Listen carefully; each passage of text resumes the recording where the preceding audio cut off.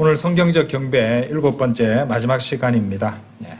오늘은 이제 지난 시간에 이어서 경배의 방해물이라는 주제로 공부를 진행하고 성경적 경배에 대한 공부는 마치도록 하겠습니다. 다음 주부터 새로운 주제로 또 공부를 하실 텐데, 성경적 경배, 경배의 방해물 두 번째입니다. 우리가 지난 시간에 이 경배의 방해물 몇 가지를 배웠습니다. 먼저 자신을 신뢰하는 것, 자기 신뢰가 그 첫 번째고, 육신을 신뢰하는 것이라 그랬죠. 그리고 세상에 마음을 두고 있는 세속주의, 그 다음에 이제 교만이 그 바탕에 자리 잡고 있는 비판의 영이나 마음, 그리고 게으름, 게으름, 그리고 은사주의 방언 같은 것들이 어떻게 경배를 방해하게 되는 것인지 우리는 또 자세히 공부를 해봤습니다. 오늘은 그 이어서 형식주의부터 공부하도록 하겠습니다. 형식주의. 이 세상에서 어떤 일을 하는 것도 형식적으로 하는 것에 대해서 이렇게 문제가 있다. 우리는 뭐 상식적으로도 그렇게 알고 있고 또 그 점을 얘기하기도 합니다. 당연히 경배에 있어서도 이 경배가 형식적, 습관적 어떤 그런 행위들에 그치고 있다면은 당연히 그것은 문제가 있다는 것이죠. 그러니까 경배 드린다고 하면서 어떤 교회의 정해진 루틴이라든지, 심지어 율법주의라든지 또는 형식주의에 따라서 그렇게 움직이고 있다면은 그것은 결국에는 인간이 자신의 의지로서 하나님을 경배하는 것, 자유의지가 아니라 자신이 주가 된다는 의미에서 자신의 의지로 하나님을 경배한다는 것입니다. 이것은 문제가 생기죠. 또 그리고 그것을 갖다가 의지 숭배라는 성경 용어로서 성경 기록에는 의지 숭배라는 그런 표현이 나옵니다. 자, 그래서 이런 것으로 이제 경계를 하도록 성경은 경고를 하고 계십니다. 뭐 자주 말씀드리지만 로마 가톨릭 교도들을 한번 보십시오. 세상적으로 봤을 때 아주 훌륭한 삶을 살아가는 사람들이 많습니다. 금욕적인 삶을 잘 살아가는 사람들이 있는데 절제도 하고, 뭐 세상적으로 보았을 때도 아주 모범 시민으로 잘 살아가는 그런 사람들이 있고, 또 본인도 스스로 그런데 자부심을 갖고 살아가는 경우를 보게 됩니다. 하지만은 그들은 이제 자신들의 의지로 영적으로 죽어있는 가톨릭 미사에 참가하면서 그것이 합당한 경배라고 생각하고 본인도 속고 있고 또 스스로도 속이고 있다는 것이죠. 이제 그것은 아무리 엄숙하게 보이고 경건하게 보인다 할지라도 합당한 경배가 아닙니다. 성경적인 경배가 아닙니다. 전혀 그렇지 않습니다. 그러니까 그것은 성령님이 거기 계시지도 않는데 자신들이 이렇게 합당한 경배라고 어떤 여러 가지 의식이나 전통을 만들어서 또 그것을 갖다가 자신들의 의지로 그러니까 성경 기록과는 완전히 무관한 모종의 경배 형식을 만들어서 모조품을 계속해서 생산하고 있는 것이지, 성령님께서 인도하여 주시고 또 성령님께서 이제 이끄는 대로 순종하는 그런 경배는 아니라는 것이죠. 그래서 모든 어떤 이렇게 행사라든지 의식이라든지 이런 데도 의식이 이제 그러니까 어떤 형식이 존재하는 것은 당연합니다만은 제가 여기서 경계를 해야 된다고 말씀드리는 것들은 그 형식이 전부라는 거예요. 그거는 문제가 된다는 것이죠. 이렇게 해서 그걸 형식주의라고 하는 것이고, 그것은 성령님의 인도를 따르는 것이 아니고 결국에는 인간 자신의 그런 의지를 따르는 그런 의지 숭배가 된다는 것입니다. 그래서 결과적으로 그것은 우리 안에 내주하시는 성령님을 이제 인도에 따르고 하나님을 경배하는 것이 아니죠. 결국에는 자기 자신의 의지를 따르는 것이에요. 다 같이 골로새서 2장 한번 열어보십시오. 골로새서, 자, 이제 조금 어려운 말씀들을 드리겠습니다. 오늘 잘 들으시면은 귀한 진리를 함께 배우실 수 있을 것입니다. 골로새서 2장 20절부터 23절, 상당히 어려운 말씀이에요. 그러니까 이 말씀 오늘 잘 들어보시면은 제가 드리는 그리고 경계해야 된다고 말씀드리는 것이 무엇인지 잘 이해하실 수 있을 것입니다. 먼저 읽어볼게요. 이런 이유로 만일 세상의 초보 원리들로부터 너희가 그리스도와 함께 죽어 있다면 어찌하여 마치 세상 안에서 살고 있는 것처럼 너희가 법령들에 복종하느냐. 만지지 말라, 맛보지 말라, 손대지 말라 하는 것이라. 이것들은 모두 사용하면서 없어질 것들이라. 그러한 법령들은 사람들의 명령들과 교리들을 따른 것이라. 23절 정녕 이런 것들이 의지 숭배 나왔죠? 의지 숭배와 자기 비하와 신체를 경시하는 데는 지혜 있는 것처럼 보이나 육신을 만족시키는 데는 조금도 존중할 것이 없느니라.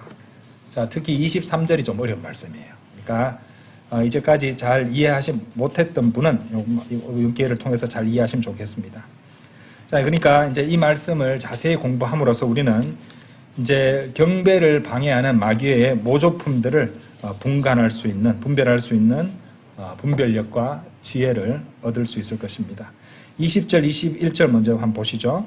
이런 이유로 만일 세상의 초보 원리들로부터 너희가 그리스도와 함께 죽어 있다면 어찌하여 마치 세상 안에서 살고 있는 것처럼 너희가 법령들에 복종하느냐.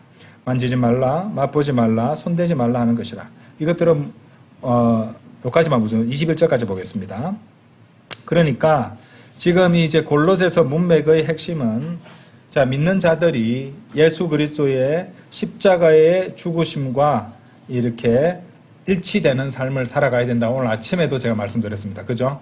예수 그리스도의 죽음, 장사, 부활을 구원받은 이후에도 계속해서 이제 그것을 이제 우리가 알고 그것을 우리 육신이 죽은 것으로 간주하고 또 우리 지체를 의의 도구들로 내어드리는 그런 삶을 살아가야 된다는 그것을 로마서 6장을 이용해서 자세히 설명을 드렸는데 결국 이제 우리 믿는 사람들이 예수 그리스도의 십자가의 죽으심에 일치되는 삶을 살아감으로써 세상의 여러 가지 원리들, 세상의 원리들, 이제 여기 성경에는 뭐라고 되어 있어요? 초보 원리들이라고 되어 있잖아요. 이런 것들에 의해서 이런 것들에 대해서 우리의 자아가 역시 죽은 것이 된다는 그런 문맥을 하고 있는 말씀이에요. 그런데 여기 나오는 법령들, 그러니까 이런 것들에 더 이상 좌우되지 않는단 말입니다. 그렇죠? 법령들, 규례들, 규칙들 이런 것들을 의미하는데 바울은 이제 구원받은 성도들이 그러한 것들에 얽매이고 묶이게 되는 것을 경계하고 있는 것이고 책망하고 있다는 것이죠. 그래서 21절에 제시되는 규칙들 한번 보세요. 만지지 말라, 맛보지 말라, 손대지 말라 이런 등등이지만 여기서 다루고 있는 것은 지금 어떤 육신적인 어떤 문제들을 다루고 있는 것이 아니라 자신의 의지로 스스로를 속박하는 복종이 나타나는 것을 경계한다는 것입니다. 이게 의지 숭배예요. 자신의 의지로 스스로를 속박하는 복종. 왜 이것이 문제가 되냐면은 이런 것이 성령님을 따르는 의미의 순종이 아니라 또 자신의 의지로 스스로를 속박하는 것이기 때문에 이 목적과 근본부터가 다르다 이 말이죠. 자, 그 순종이 그리스도 안에서 그리스도와 일치되는 것이라면은 얼마든지 우리가 바르게 사는 것을 할 수 있지만은 여기 나오는 세상의 초보 원리들에 복종하는 것이 사실은 그리스도와 일치하는 삶을 그것을 완전히 방해하고 무너뜨리는 것. 그렇죠? 예. 그래서 우리가 저번에도 이제 간단히 제가 말씀을 드렸지만은 자, 골로새서 2장 8절을 한번 보시면요. 지금 이 문맥이 어떤 것인지 알 수 있어요. 어떤 사람도 철학과 헛된 속임수로 너희를 약탈하지 못하도록 경계하라. 그것들은 사람들의 전통을 따르는 것이요. 세상의 초보 원리들을 따르는 것이지 그리스도를 따르는 것이 아니니라. 나오잖아요. 세상의 초보 원리들을 따라 살게 되면은 그리스도를 따라 사는 삶이 아니라 이 말이에요. 그리스도의 죽으심, 장사, 부활 이것을 따라서 살아가는 삶이 안 된다는 말입니다. 그렇기 때문에 성도의 삶에 있어서 특히 경배에 있어서도 아주 심각한 방해물이 된다는 것을 아셔야 됩니다. 그렇죠? 자, 이 빌립보서 3장 한번 열어보십시오. 빌립보서 3장 빌립보서 3장 8절에서 10절 보세요. 진정 의심할 여지 없이 그리스도 예수 나의 주의 지식의 탁월함으로 인하여 내가 모든 것들을 다만 손실로 여기노라. 여기도 이제 지식이 나오고 있는데 그리스도 나의 주의 지식이에요. 자, 이런 지식을 얻으려면은 이제 오늘 이렇게 성경 아침에 주일학교 성경 공부 주제와 오늘 목사님 설교하고 주제가 비슷한 거 아십니까? 사실은 하나님의 말씀을 통해서 얻을 수 있는 것이에요. 그렇죠? 그래서 그리스도 예수 나의 주의 지식의 탁월함으로 인하여 내가 모든 것들을 다만 손실로 여기노라. 그렇죠? 내가 그분을 위하여 모든 것들을 손실을 감내하고 다만 그것들을 다만 배설물로 여기면 내가 그리스도를 쟁취하기 위함이요. 예. 또 율법에서 난 나 자신의 의가 아닌 그리스도의 믿음을 통하여 난 의, 곧 믿음으로 말미암은 하나님의 의를 가지고 그분 안에서 발견되고자 함이며. 그거 보세요. 10절 보세요. 내가 그분의 죽으심에 일치되어 그분과 그분의 부활의 권능과 그분의 순환들의 교제를 알고자 함이니. 이게 그리스도의 삶이라는 거예요. 죽으심, 장사, 부활과 다 연관이 되어 있다는 말이에요. 이런 것들을 방해하는 것이 바로 이런 형식주의 또 그리고 의지 숭배가 된다는 것입니다. 그리스도와 함께 죽어 있다면 더 이상 세상의 초보 원리들에 얽매여 좌우당하거나 종노릇을 할 필요가 없다는 것이에요. 물론 세상의 규칙이나 어떤 도덕률 같은 것도 우리 성경 기록에 있는 하나님의 명령과 일치되는 것은 우리가 그것을 따르면 되는 겁니다. 그렇죠? 근데 그것의 초보 원리, 세상의 원리를 우리가 거기에 목을 메고 그것에 끌려가는 입장은 아니란 말이에요. 그렇죠? 예. 자, 바울은 십자가에 못 박히신 예수 그리스도를 제외하고는 아무것도 알지 않기로 결심했다고 고린도전서 2장 2절에서 고백한 바 있습니다. 예, 바울 같은 어떤 그 지식인이 말입니다. 당대의 지식인이 말이죠. 자, 왜냐하면 성도가 그리스도와 함께 십자가에 못 박히는 삶을 살아가게 되면은 자동적으로 어떻게 되냐면은 세상의 모든 것들, 그러니까 세상의 돈, 권력, 지식, 교육 이런 것들을 초월한 위치에 있게 되고 사실은 모든 것들을 우리가 예수 그리스도 안에서 다 소유하고 있다는 것을 아셔야 됩니다. 골로새서 2장 10절 보세요. 그런즉 너희는 그분 안에서 온전하니 그분께서는 모든 정사와 권능의 머리시라. 예수 그리스도의 머리시고 그분의 몸이 온 우주 천하 만물을 다 채우고 계신데 우리가 그분의 몸의 일부분으로서 그리스도와 일치되는 삶을 살게 되면은 우리는 그분 안에서 모든 것을 다 소유하고 모든 것을 갖고 있다는 것이죠. 이게 엄청난 일이에요. 여러분의 믿음을 적용하지 않기 때문에 이것을 갖다가 누리며 감사들을 드리는 삶을 살지 못하는 부분이 생길 수 있다는 것이에요. 자, 다시 골로새서 2장 20절 후반 보세요. 20절 후반을 다시 한번 보시면은, 예.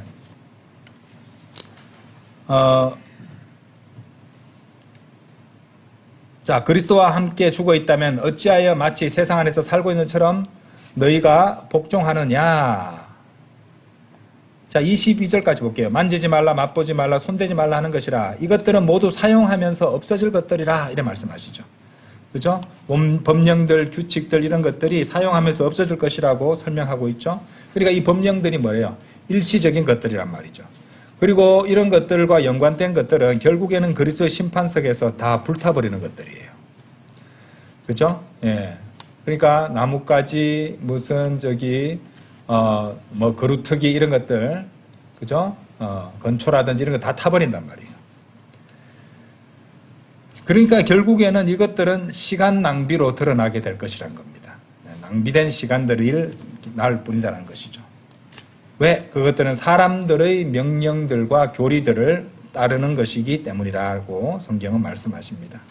자, 22절 거기 보시면은 그러한 법령들은 사람들의 명령들과 교리들을 따른 것이라. 그리스도를 따르는 것이 아니라 사람들의 명령들과 교리들을 따르는 것이다 라는 것이죠.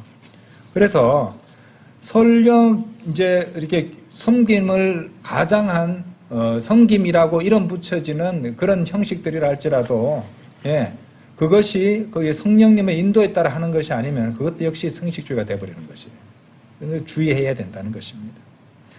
자, 그리고 특히 로마 가톨릭의 경배 같은 것들은 아예 틀린 그릇된 잘못된 사람들의 교리와 전통들을 강조하는 것이기 때문에 당연히 경배의 방해물이 되는 것이죠.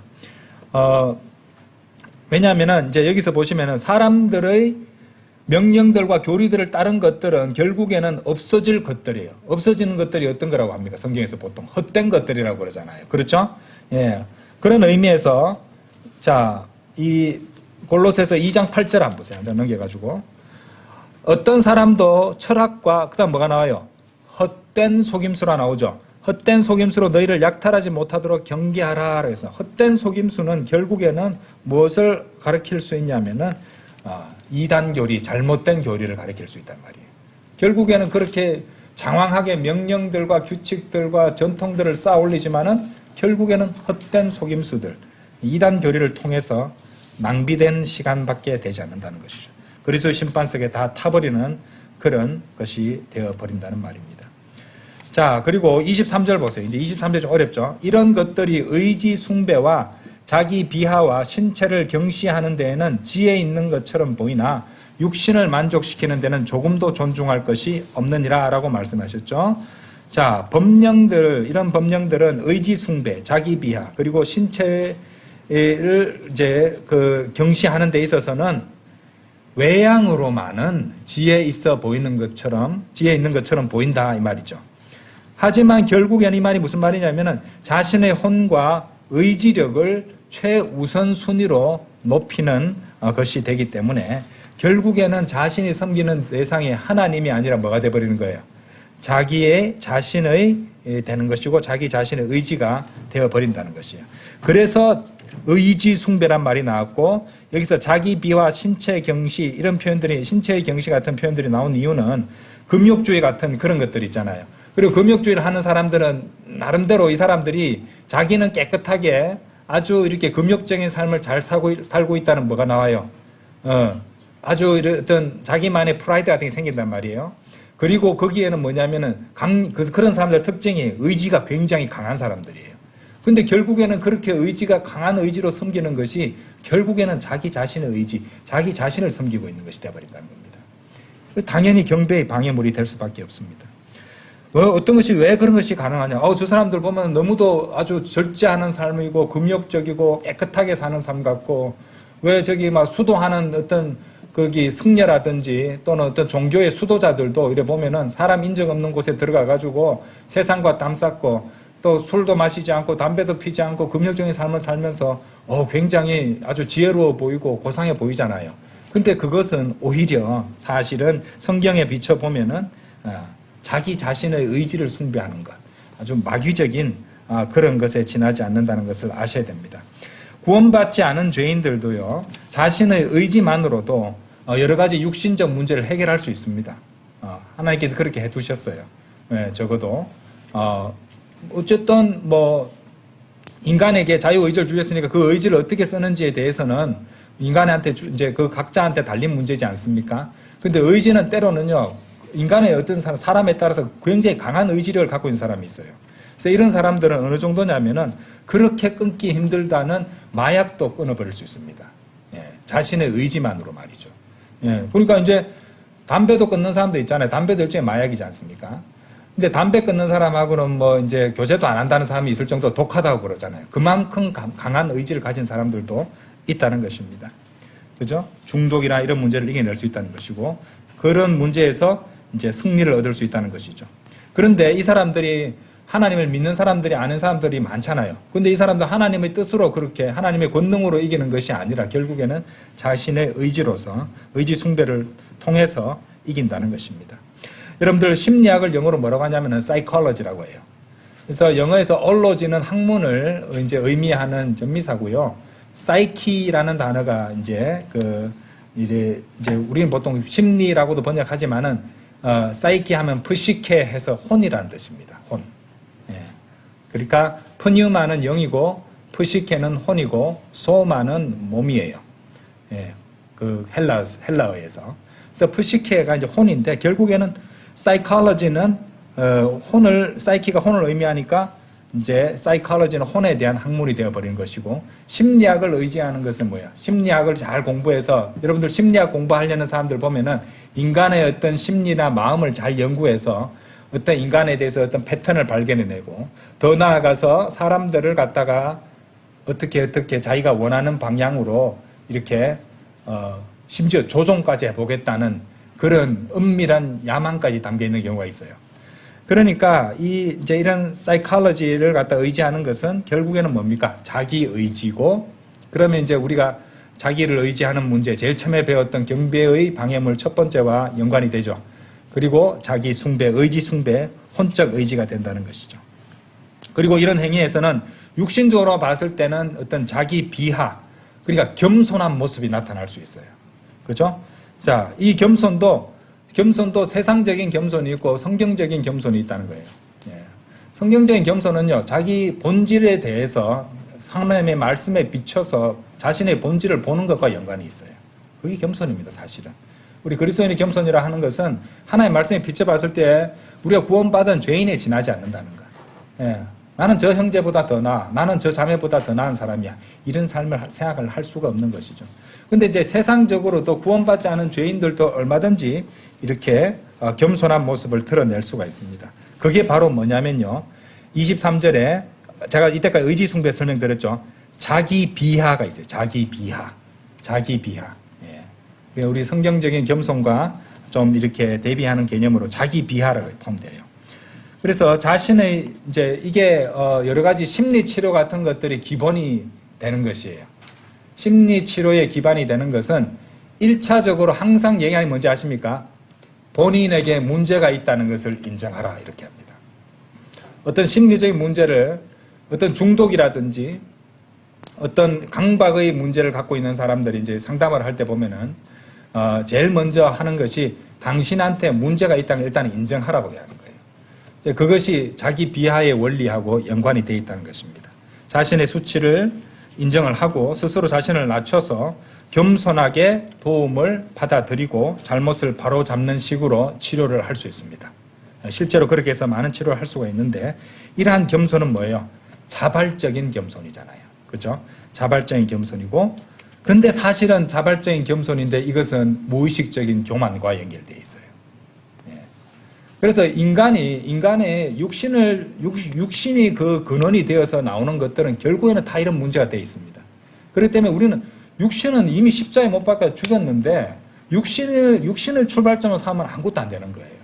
항상 성령님께서 우리 안에 내주하시는 성령님께 순종하고, 그죠? 성령님을 따르는 삶으로서 해야지 뭐가 되는 것이지, 온갖 이상한 것들을 만들어내지만 딱 근원적인 질문을 해보시라 이 말입니다. 이게 그 근원이 육신에 있는 건지 성령님에 있는 것인지, 그죠? 이런 것들을 잘 판단을 하셔야 속지 않는다는 말입니다. 자, 어쨌든 자발적인 겸손을 통해서도 겸손한 행위들이 나오고, 이런 방식으로 자신의 혼적인 의지를 행사하고 승리해서 여러 가지 육신적인 문제를 해결할 수 있다는 것이에요. 그럼 와, 이건 해결되는 걸 보면서요, 야, 이게 진짜구나 하면서 여기에 완전히 사람이 끌려가게 될 수 있다는 것입니다. 그리스도인도 마찬가지죠. 세상 죄인들도 이러한 방식으로 육신의 문제를 해결하게 된다는 말입니다. 금연 프로그램에 참여하거나 알코올 중독자들이 갱생 프로그램에 이렇게 참여한다는 거 알죠? 미국 같은 데 보면 이렇게 모여가지고 자기 얘기를 하잖아요. 이름이 어떻고 이렇게 해서 몇 년간 이렇게 노력해오고 있다. 나한테 이런 알코올 중독의 문제가 있다고 인정하는 것부터 대화를 통해서 시작하잖아요. 그죠? 그럼 인정해주면 주위에서 박수 쳐주고, 동지들이 있는 것처럼 얘기해주고, 이런 식으로 해서 이제 치료하는 경우가 많다는 말입니다. 상담 치료 같은 것들이. 어쨌든, 엄청난 의지력을 행사해서 아까 말씀드렸듯이 마약 중독 같은 것, 알코올 중독 같은 것들을 이겨내는 걸 수 있다는 것이죠. 자, 그 다음에 23절에 또 뭐가 나왔어요? 의지 숭배 봤죠? 그 다음에 자기 비하 얘기했습니다. 그 다음 뭐가 나왔어요? 신체를 경시하는 것. 신체를 경시하는 것. 예. 신체를 경시하는 것은 신체 곧 육체가 만족을 위해서 갈망하는 것을 어떻게 하는 거예요? 전혀 존중하지 않는 거예요. 육체가 원하는 것. 육체는 나는 나의 육체의 만족을 위해서 이걸 했으면 좋겠어, 이걸 했으면 좋겠어, 이걸 가졌으면 좋겠어라고 하는데 이것을 갖다 어떻게 해요? 경시한다는 거예요. 그걸 존중해주지 않는다는 말입니다. 그랬고 뭐 때문에 그렇게 하냐면은 자신이 참으로 원하고 바라는 것, 그리고 자신의 의지와 뜻을 따름으로써 부정적이고 육신적인 문제들에 대해서도 승리를 거두는 경우들이 있다는 거예요. 세상 죄인들도. 그렇죠? 이런 거 다 하잖아요. 자기 개혁을 다 하지 않습니까? 그죠? 그리고 육신적 어떤 절제의 삶을 사는 사람들이 많단 말이에요. 대표적인 케이스가 구원받지 않은 마하트마 간디 같은 사람이에요. 마하트마 간디 같은 사람은 완전히 금욕적인 삶을 살았고 세상적으로도 굉장히 이제 인정받고 존경받는 사람이었지만은 성경적으로 봤을 때는 그것은 그냥 신체 경시에 지나지 않는 것이다. 자, 그처럼 하나님께서는 인간들이 성령님의 권능 없이도 이 육신적인 문제들을 일시적으로 해결할 수 있도록 허락해 주시는 것이에요.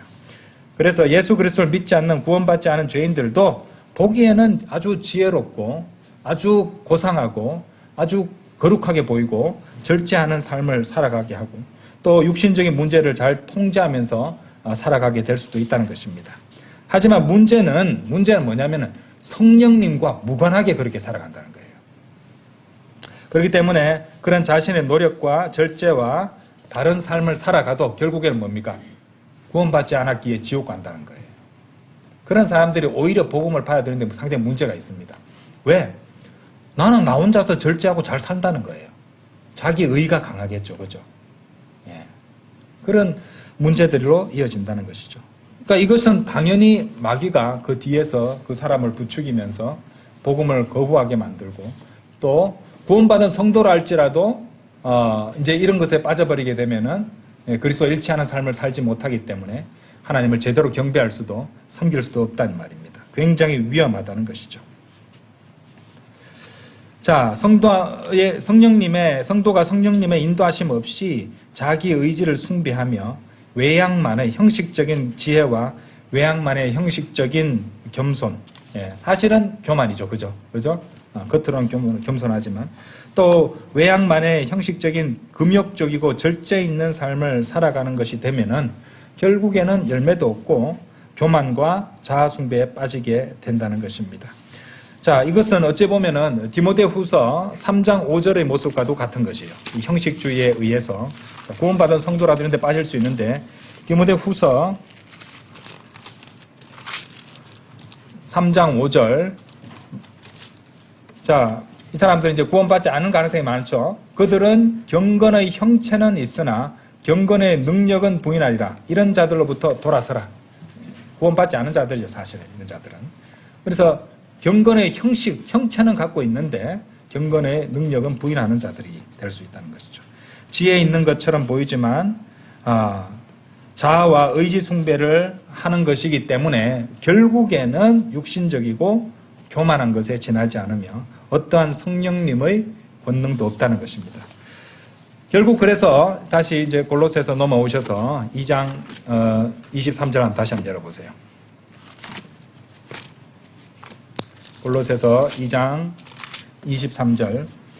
자, 의지 숭배와 자기 비하와 또 신체를 경시하는 데 있어서는 지혜 있는 것처럼 보인다는 것은 지혜는 없단 말입니다. 그렇게 겉으로만 있는 것처럼 보이지만 육신을 만족시키는 데는 조금도 존중할 것이 없다. 그러니까 육신의 만족을 만족시키는데 이 말은 육신을 만족시키는 것의 문제를 말하고 있어요. 육신을 만족시키는 그런 문제를 해결하는 데 있어서는 조금도 존중할 것이나 가치가 전혀 없다는 뜻입니다. 결국에 이 모든 것들이 육신의 만족을 위한 것들이라 이 말이에요. 이해되죠? 겉으로는 지혜롭게 보일 수 있지만은 육신의 만족을 위한 것이기 때문에 육신의 만족이라는 문제를 해결하는 데에는 조금도 존중할 것이 없다. 결국에는 성도들을 속이는 모조품에 지나지 않는다는 것이에요. 아시겠죠?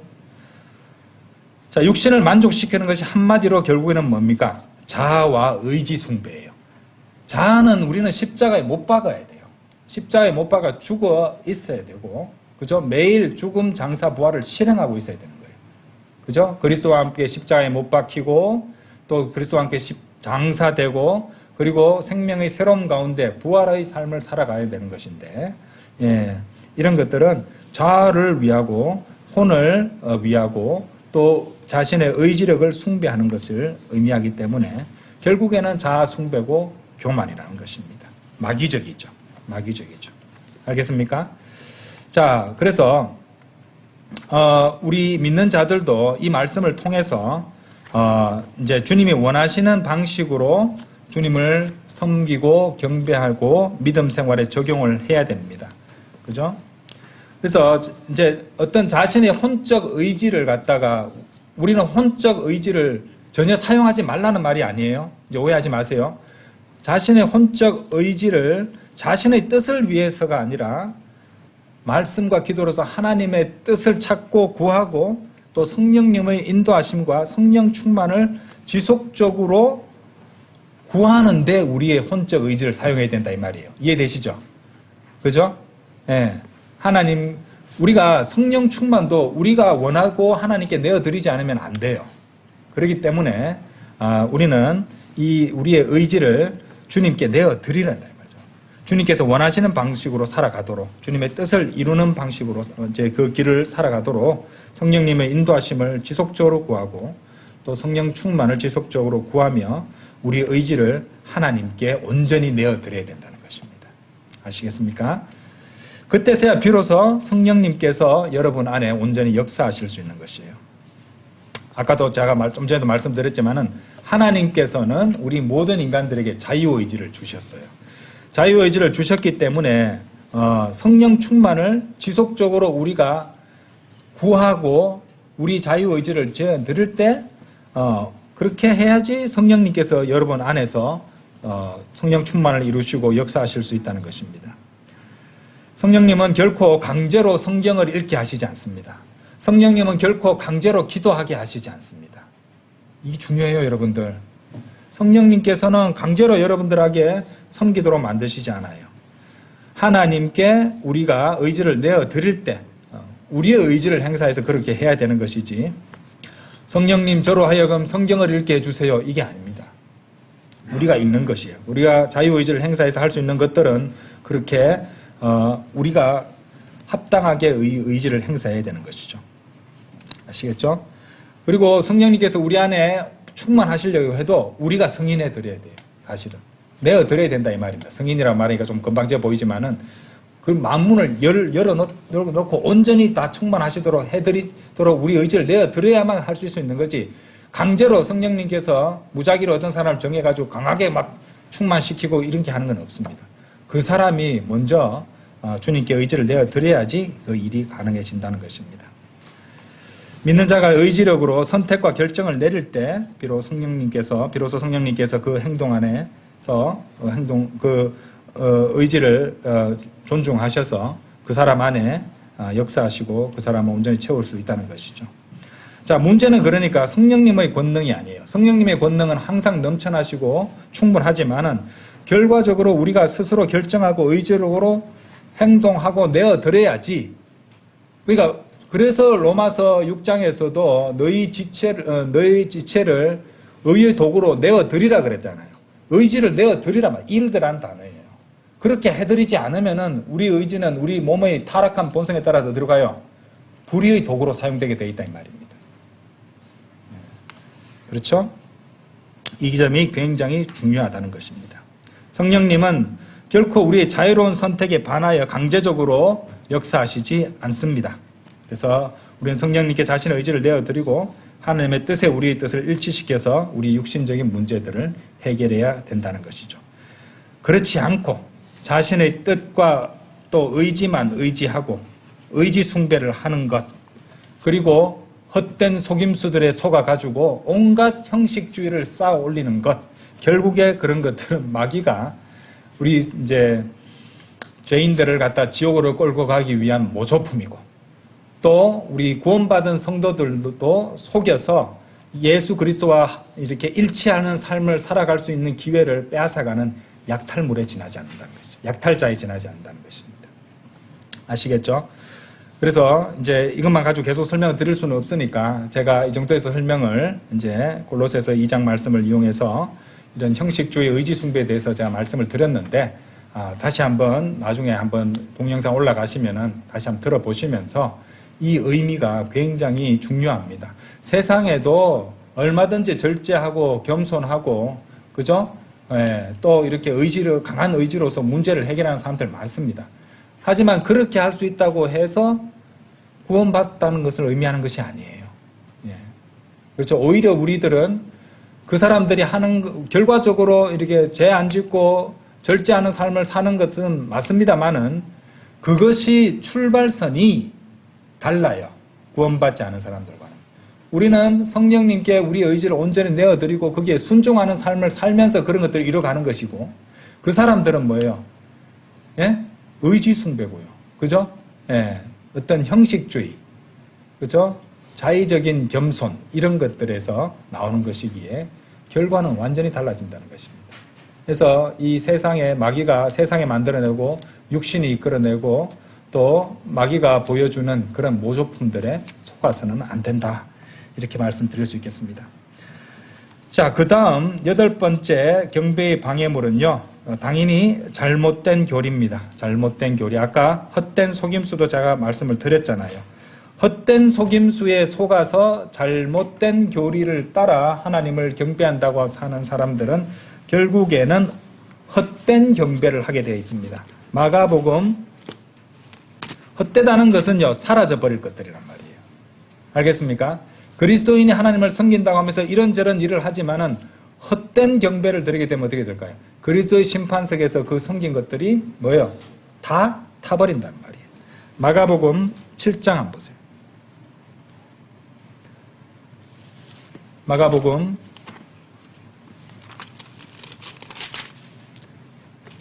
마가복음 7장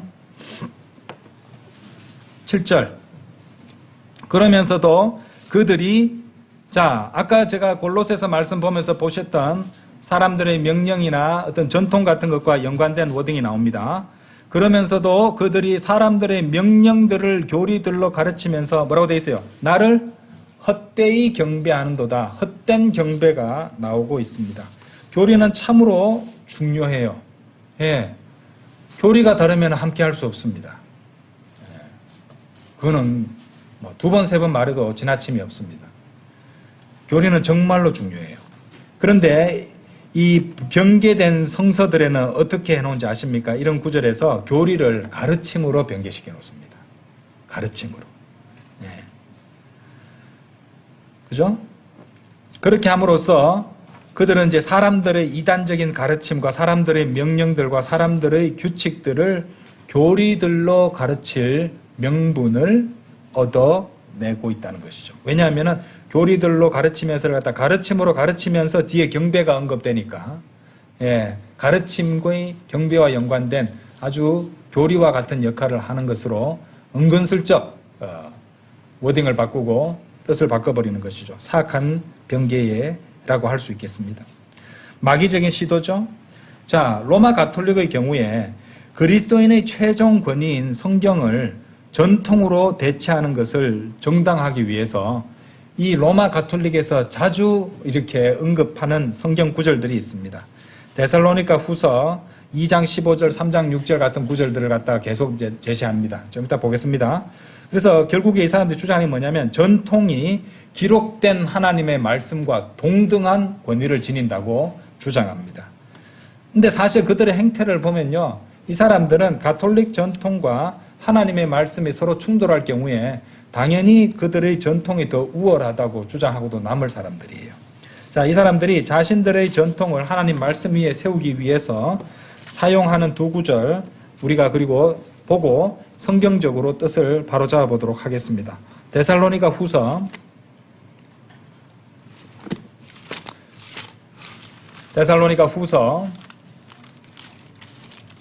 2장 15절이에요. 그러므로 형제들아 굳게 서라. 그리고 말로든지 우리의 서신으로든지 너희가 가르침을 받아온 전통들을 붙들라. 여기 전통이 나왔죠, 그죠? tradition이라고 돼요. hold the traditions라고 나옵니다. 물론 여기 전통이란 말이 나오고 있어요. 또 3장 6절도 보세요. 예, 한 번 더 나옵니다. 전통이란 말이. 형제들아 이제 우리가 너희에게 우리 주 예수 그리스도의 이름으로 명령하노니 무질서하게 살아가고 그 자신이 우리에게서 받은 전통을 따라 살아가지 않는 각각의 형제들로부터 스스로 물러나라 라고 되어 있습니다. 그래서 이 전통을 다 말하고 있죠. 두 번이나 나왔습니다. 이렇게. 그러니까 이런 말씀들을 가지고 이 말씀을, 이 성경 기록을 이 사람들은 죄를 한 번 더 짓는데 자의적이고 부적절하게 해석함으로써 그걸 끌고 와서 주장하는 형국을 보여주고 있다는 것입니다. 여기에서 사도 바울에 의해 이제 언급되고 있는 전통이라는 것은 결코 유아 세례라든지 묵주기도라든지 면죄부들이라든지 독신사제 제도라든지 연옥이라든지 화채설이라든지 교황이라든지 죽은 성자들에게 기도하는 것이라든지 성물이라든지 성화를 숭배한다든지 교회 성사 이런 것들을 말하는 것이 아니에요. 이런 것들이 사도 바울이 언급한 전통이 아니라는 말입니다. 그런 것들과는 그런 로마 가톨릭의 비성경적인 행태와는 전적으로 무관합니다. 사도 바울이 가르친 전통들은 이를테면은 데살로니가 후서 3장 10절에 나오듯이 누구든 일하려 하지 않는다면 그는 먹지도 말아야 한다는 것이라. 그러니까 곧 생계를 위해서 일하는 것과 게으르지 말라는 것, 이런 것들이 사도 바울이 가르친 전통이었어요. 또한 사도들과 장로들이 예루살렘에 모여 내린 명령들, 이런 것도 전통이 될 수 있습니다. 곧 이방인 회심자들이 음행이라든지 음행을 하지 말라는 것이라든지 피를 마시는 것을 금하는 것이라든지 이런 것들이 이제 전통이라고 할 수 있는 것이에요. 그런데 가톨릭 미사는 사실은 보세요. 피를 마시는 화채설에 의해서 흡혈 행위를 하는 거잖아요. 그래서 피로 변하는 거, 포도주가 피로 변하는 것이니까. 그리고 목매어 주인 것을 먹는 것을 삼가라는 그런 명령들도 사도행전 15장 20절에 나오는데 이런 것들을 전통으로 이제 가르쳤던 것이에요. 또 다른 전통들의 예를 들자면은 바울이 자신이 시작한 지역 교회들을 가르쳤던 규율들이 있습니다. 고린도전서 11장 2절에 규율들이라는 표현이 나와요. 그다음에 로마서 16장 17절에 나오는 교리들이 또 포함될 수 있을 것입니다. 그런데 가장 중요한 것은 그 어떤 전통이라도 결코 계시된 성경 기록의 말씀과 모순되어서는 안 된다는 것이에요. 어떤 전통이라도 성경 기록에 반하는 것은 절대로 허용하지 않은 겁니다. 이해되십니까? 그러는데 이런 것이 성경적인 전통이라는 것인데도 엉뚱하게 유아세례라든지 이런 것들을 화채설이라든지 죽은 성자들한테 기도한다든지 죽은 자들한테 기도한다든지 이런 것들을 전통이라고 성경 말씀보다 위에 더 높이려는 이런 시도를 하는 종교 집단은 참으로 마귀적인 종교 집단이라고 하겠습니다. 너무 안타까워요. 그런데 사람들을 엄청 속이고 있잖아요. 그렇죠? 디모데후서 3장 15절 17절, 베드로후서 1장 19절 21절 읽어보시면 얼마나 하나님의 말씀 성경 기록을 중요하게 생각하는지를 알 수 있을 것입니다. 당연히 사람들의 명령이 아닌 하나님의 명령이 당연히 사람들의 비교 대상도 되지 않습니다. 사람들의 전통하고는. 그렇죠? 사람들의 전통에 조금이라도 존중할 수 있는 것은 그것이 하나님의 명령에 부합하거나 반대가 되지 않을 경우만이라고 볼 수 있을 것입니다. 자, 앞서 요한복음 4장 24절에서 배웠던 영과 진리 안에서 경배할 때, 자, 진리는 1차적으로 하나님의 말씀을 가리키고 있는 것이에요. 또한 고린도전서 2장 13절을 보시면은 사람의 지혜가 가르치는 말이 아닌 영적인 것들, 곧 하나님의 말씀을 강조하고 있다는 겁니다. 그렇죠? 오늘 계속 하나님의 말씀 강조하죠. 고린도전서 2장 13절 보세요. 또한 우리가 그것들을 말하되 사람의 지혜가 가르치는 말들로 하지 아니하고 오직 바로 출발은 어디서 나와요? 사람의 지혜, 사람의 의지, 지혜 이런 것이 아니라 성령님께서 가르치시는 말씀들로 하나니. 그죠? 근원은 성령님이죠. 영적인 것들을 영적인 것들로 비교하느니라. 그걸 공부하는 법을 가르쳤잖아요. 이 말씀과 말씀을 서로 비교하라 그랬잖아요. 그렇죠? 성경 말씀과 성경 말씀을 서로 비교하고 바르게 나누고 우리가 성경 공부하는 방식이 바로 이런 방식이잖아요. 그죠? 제가 성경 구절, 그 근거 구절로 제시하지 않고 어떤 설명이나 또 주장도 아니죠. 말씀을 선포하는 것이니까 저는. 그리고 말씀을 갖다가 어떤 교리를 여러분한테 말씀드릴 때 성경 구절에 대한 근거 없이 말씀드린 거 하나도 없습니다.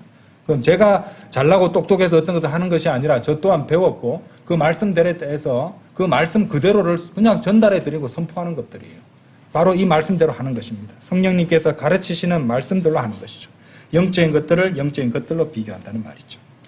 자, 그래서 잘못된 교리 당연한 겁니다. 제대로 된 경배를 할 수 없고 헛된 경배를 하게 만든다는 것이었죠. 자, 9번째 방해물은요, 교만입니다. 경배는 교만이 아닌 당연히 겸손에서 나오는 겁니다. 예. 자기 비하가 아니죠, 그죠? 예, 신체 비하가 아니죠. 예, 그죠? 신체 제가 이거 한번 볼까요? 우리가 골로새서 아까 2장 23절 봤잖아요, 그죠? 예, 여기 보시면은 자기 비하, 신체 경시 이런 것이 아니라, 그죠? 참된 겸손으로부터 자신의 본질을 아는 그 겸손으로부터 나오는 것이죠. 그것이 바로 경배입니다. 경배는 교만으로부터는 나올 수가 없습니다. 자, 다니엘서 4장 한번 열어보십시오.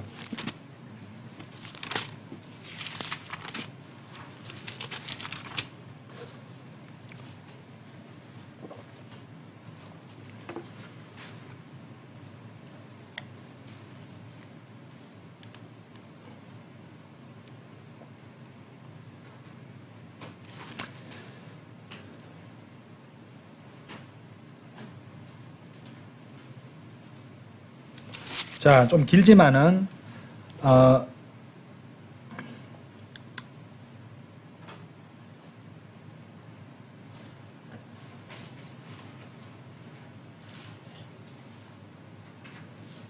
4장 30절부터 예.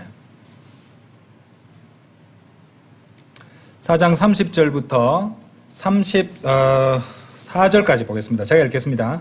왕이 일러 말하기를 이 위대한 바빌론은 내가 왕국의 집을 위하여 또 나의 존엄의 영광을 위하여 나의 권세의 막강함으로 건설한 것이 아니냐 하였도다. 아직 그 말이 왕의 입안에 있는 동안 하늘에서 한 음성이 떨어져 이같이 말하였더라. 오 네부카드네자르 왕아, 너에게 이러한 말이 전해졌노라. 그 왕국은 너에게서 떠났도다. 그리하여 그들이 너를 사람들로부터 내쫓으리니 너의 거주지는 들짐승들과 함께 있으리라. 그들이 너로 하여금 소들같이 풀을 먹게 할 것이요 지극히 높으신 분께서 사람들의 왕국 안에서 다스리시는 것과 그분께서 원하시는 누구에게든지 왕국을 주시는 것을 네가 알 때까지 곧 7대가 너의 위를 지나가리라. 바로 그 시각에 그 일이 네부카드네자르 위에서 성취되었도다. 그런즉 그가 사람들에게 내쫓겨서 소들같이 풀을 먹었고 그의 몸이 하늘의 이슬에 젖었으니 그의 머리카락들이 독수리의 깃털들같이 자라고 그의 손톱들이 새들의 발톱들처럼 될 때까지 그리하였도다.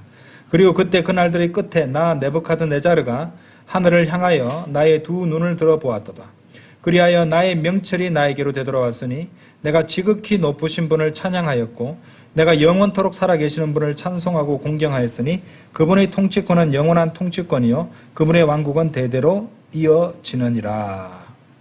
여기 나오는 네부카드네자르 왕이 이 위대한 바빌론은 내가 왕국의 집을 위하여 또 나의 존엄의 명예를 위하여 나의 권세의 막강함으로 건설한 것이 아니냐. 나가 되게 많이 나오죠, 그죠? 아주 교만한 그런 말을 갖다가 내뱉고 있었습니다. 예. 그런데 그 앞에 보시면요. 다니엘서 4장 17절 보세요. 이 사안은 파수꾼들의 측량에 의한 것이요 거룩한 이들의 말에 의한 강력한 요구라. 이는 지극히 높으신 분께서 뭐라고 보세요? 사람들의 왕국 안에서 다스리시며 그분께서 원하시는 누구에게나 그것을 주시고 사람들 중에서 가장 천한 자를 왕국 위에 세우시는 것을 산자들에게 알리려 함이라. 여러분 이 말씀 엄청난 말씀입니다. 세상에 고귀하다고 하는 사람들 무슨 에이펙 정상회담 이렇게 하면은 각 나라의 정상들이 오잖아요, 그죠? 대통령들도 오고, 그죠? 최고 권력자들이 온 겁니다. 옛날로 따지면 왕 정도 되는 사람들이 오는 거예요. 그런데 성경은 무엇이라고 말씀하시냐면요, 누구에게나 그것을 주시고 사람들 중에서 뭐라고 되어 있어요? 가장 천한 자를 왕국 위에 세우시는 것을. 하나님 보시기에는 그 지금 이 세상에서 떵떵거리고 지배하고 있는 왕들, 지도자들, 권력자들이 하나님 보시기에는 뭐라고 말씀하시면 가장 천한 자라고 되어 있습니다. 예, 이거 제 말 아닙니다. 예, 하나님께서 그래 보시는 거예요. 가장 천한 자를. 지금 이름만 되면 알만한 강력한 권력을 행사하는 그 정치 지도자들, 예? 국가 수반들, 예? 대통령들, 왕들, 하나님 보시기에는 가장 천한 자들이라고 말씀하십니다. 그래서 하나님께서 그것을 주시고 그죠? 세우시고 왕국 위에 세우신다는 것이죠. 지극히 높으신 분께서 사람들이 왕국 안에서 다스리신다고 그렇게 성경 기록은 말씀하시는데 이 네부카드네자르는 한껏 교만한 말을 내뱉으면서 그렇게 있었던 것이에요. 그리고 그 말이 그의 입안에 있는 동안 하나님께서 그를 대적하여 말씀하십니다. 그렇죠? 예. 그 시각에 하나님께서 그를 소들같이 풀을 먹게 하시고 들짐승들과 함께 거하도록 낮춰버리셨던 것이죠. 헤롯이 아주 신과 같이 그런 말을 하는 것이 한다고 그런 찬사를 갖다 막 받아들였을 때 하나님께서 가증스럽게 여기셔서 산채로 벌레들이 먹게 하셨잖아요. 마찬가지입니다. 교만한 자는요, 하나님께서 반드시 낮추시고 멸망하게 하십니다. 자, 하지만 이제 하나님께서 느부갓네살을 겸손하게 하고 비천하게 하셨을 때, 그때 그는 비로소 명철을 회복하고 하나님을 그때 합당하게 찬양하고 공경하게 이제 될 수 있었다는 것이죠. 그가 참으로 겸손하게 되었을 때, 그죠? 자의적인 겸손이 아니라, 그렇죠? 진정으로 겸손하게 되었을 때 비로소 하나님을 제대로 경배할 수 있게 되었던 것입니다. 교만은 경배의 방해물입니다. 겸손으로부터는 참된 경배가 나올 수 있습니다. 구원받은 성도가 그런 교만에 빠져 있다면 하나님께서는 반드시 그 성도를 낮춰주실 것입니다. 그래서 참된 경배를 하실 수 있도록 인도해 주실 것입니다. 아시겠죠? 만일 그렇게 만드실 때는 하나님께서 그 사람이 신뢰하는 것들을 무너뜨리시겠죠. 육신을 신뢰한다면요. 그리고 그 사람의 지식을 신뢰한다면은, 그 사람의 물질을 신뢰하신다면 그 모든 것들을 하나님께서 무너지게 하실 수도 있습니다. 필요한 일이면은 하나님께서 그 성도를 위해서 다 해주시는 것이에요. 아시겠죠? 그래서 우리가 겸손한 우리 본질을 알아야 돼요. 우리는 구원받은 죄인이다.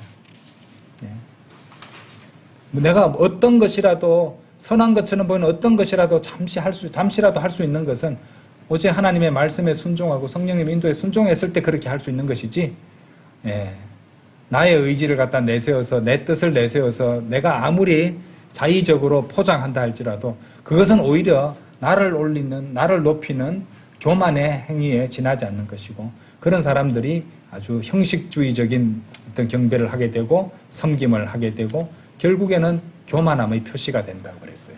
그래서 아침에 제가 성경 주일 공부하면서 말씀드렸죠.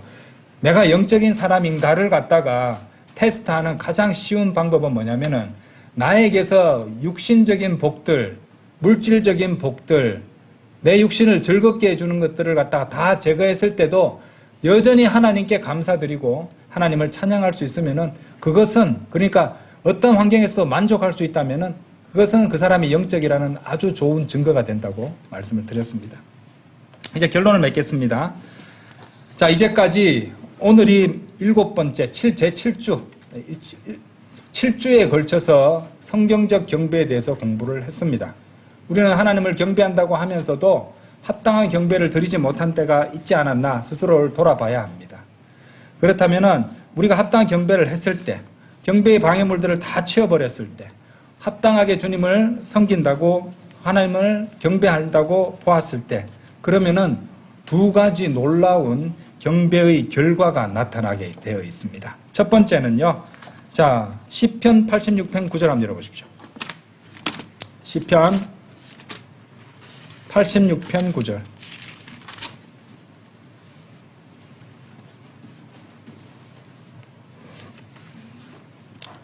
경배의 두 가지 결과, 첫 번째로 모든 사람이 하나님께서 분명히 영화롭게 되시는 것을 보게 될 것입니다. 우리가 합당한 경배를 드렸을 때 모든 이가 하나님께서 분명히 영화롭게 되시는 것을 보게 될 것입니다. 시편 86편 9절 보세요.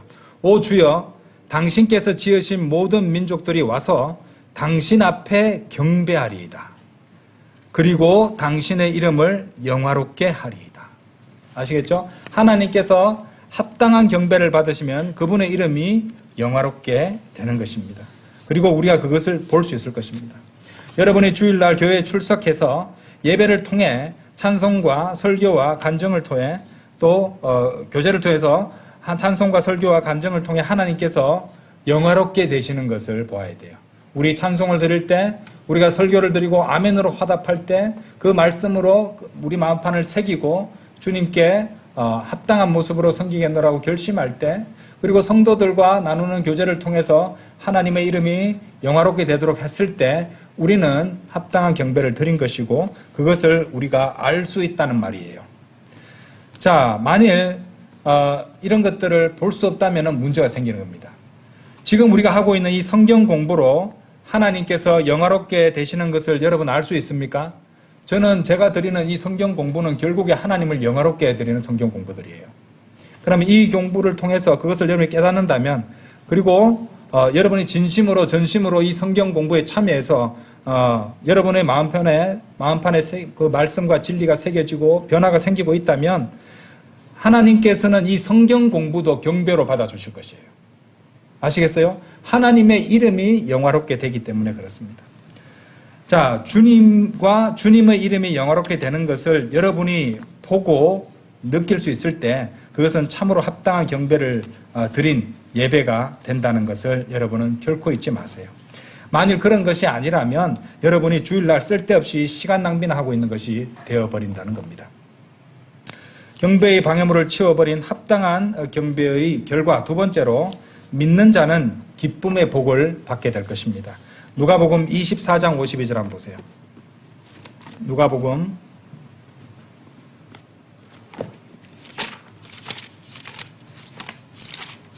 24장 52절. 예. 모든 근거는 성경 기록으로 제시합니다. 24장 52절. 그런즉 그들이 그분을 경배하였고 경배했습니다. 자, 그 다음 결과가 뭐라고 기록해 주세요. 성령님께서 하나님을 합당하게 경배했을 때 그 결과로 뭘 주셨습니까? 크나큰 즐거움으로 예루살렘으로 되돌아가더라. 크나큰 즐거움을 갖게 된다는 것입니다. 믿는 자는 주님을 합당하게 섬기는 합당한 경배자들은 기쁨의 복, 즐거움, 크나큰 즐거움의 복을 받게 된다는 것입니다. 여러분들, 우리의 창조 목적이 뭐라고 배웠습니까? 바로 하나님의 기쁨을 위해서 우리가 창조되었고 존재한다고 우리 계시록 말씀을 통해서 확인했었죠. 참된 경배자로서 합당한 경배를 드리게 되면은 먼저 하나님께서 기뻐하시고 우리 역시 우리 안에 내주하시는 성령님으로 인해서 어떻게 돼요? 크나큰 즐거움을, 그 기쁨의 복을 받게 된다는 것입니다. 그처럼 합당한 경배를 드렸다면 여러분은 크나큰 기쁨으로 교회를 떠나 각자 처소로 돌아가야 됩니다. 이 크나큰 기쁨이 육신적인 기쁨일까요? 아닙니다. 이건 육신적인 기쁨을 말하는 것이 아니에요. 그것이 우리 육신을 쳐서 순종하게 만들면 우리 육신도 기뻐하겠죠. 근데 그 출발은 그 죽은 육신이 즐거워하고 좋아하는 그런 기쁨을 말하는 것이 아니고 성령님을 통해서 우리가 그런 큰 기쁨을 받을 수 있다는 것입니다.